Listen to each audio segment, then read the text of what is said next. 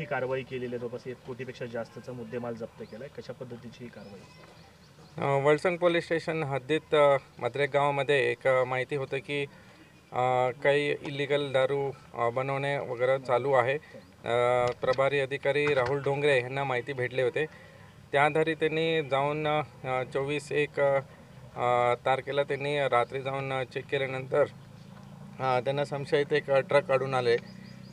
ते ट्रकमध्ये कसं आहे की वरती वेगळं सामान ठेवलेलं आहे आणि खाली दारूचं बॉटल्स वगैरे होते.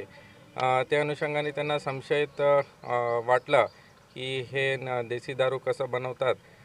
त्यांनी ते चौकशीनुसार तिथं फॉलोअप करून ते मूळ स्पॉटला गेले. ते स्पॉटला पूर्ण एक फॅक्टरीसारखं सेटअप होतं. इथं बघू शकता की काही मशीन्स आहेत, 7-8 मशीन आहे.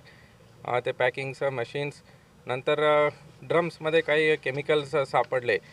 ते केमिकल्स काही कंपनीमध्ये बनवतात. मोनो इथेलिन ग्लायकॉल, नंतर स्वीटनर्स आहे, काही पॉलिमर्स यूज करतात. हे इथून जे केमिकलवरून हे दारू तयार करून ते पॅकिंग करत होते असं इन्फॉर्मेशन भेटल्यानंतर ते पूर्ण रेड केलेले आहे. तसेच 80 लाखाचं दारू जे बनवून ठेवले होते ते आम्ही सीज केलेले आहे. तसेच मशीन्स आणि काही ड्रम्स आणि केमिकल्स आणि 2 व्हेकल असं टोटल सीज केलेले 1,54 लाख असं पूर्ण मुद्देमाल आहे. ह्याचं आरोपीचा शोध घेण्यासाठी आम्ही ते टीम रवाना केलेली आहे. एक आरोपी जो मालक आणि तिथंच चालक होता ते आमच्या ताब्यामध्ये आहे.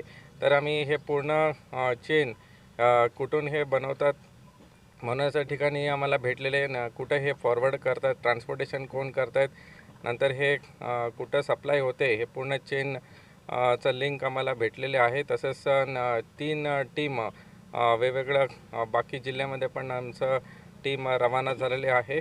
स्थानिक जो हां हे वेगवेगळ्या प्रकारचं ब्रँड्स आहे.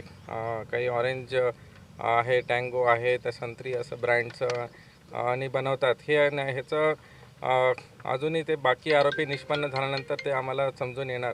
काही बाहेरचं जिल्ह्यामध्ये काही आरोपी आहे, मुंबई, धुळे असं ठिकाणी आहे.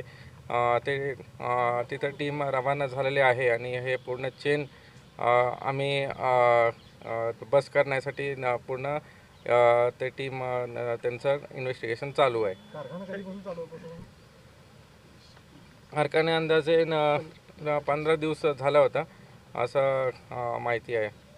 पण ह्याच्यामध्ये जी दारू बनली जायची त्याची काही आरोग्यास हानिकारक किंवा अशा काही प्रकार आहे याची काही टेस्ट वगैरे होईल किंवा होणार आहे?